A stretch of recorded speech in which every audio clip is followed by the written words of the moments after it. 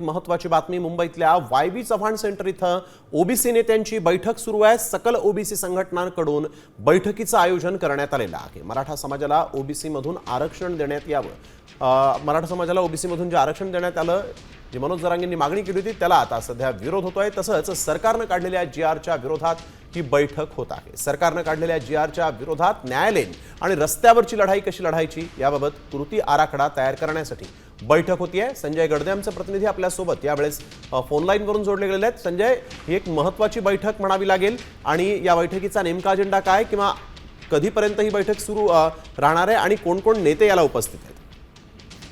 नक्कीच मुंबईला वाय.बी. चव्हाण सेंटरमध्ये जे ते ओबीसी समाजाची महत्वाची बैठक सुरू झालेली आहे। सकल ओबीसी संघटनेच्या माध्यमातून या बैठकीचे आयोजन करण्यात आलेले। मराठा समाजाला ओबीसी मधून आरक्षण देण्याला या समाजाचा विरोध आहे आणि साहजिकच यामुळे सरकारने जो जीआर काढलाय त्या जीआरच्या विरोधामध्ये काय रणनीती आखायची या बाबतीत ही बैठक सुरू आहे।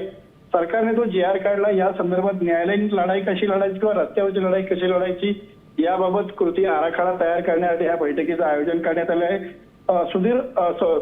ओडीटीवर जे आहेत ओबीसी नेते आहेत ते देखील या बैठकीला उपस्थित आहेत आणि यांच्या नेतृत्वाखाली ही बैठक पार पडते। या बैठक साधारणपणे मागील अर्धा तासापासून या बैठकीला सुरुवात झालेली आहे।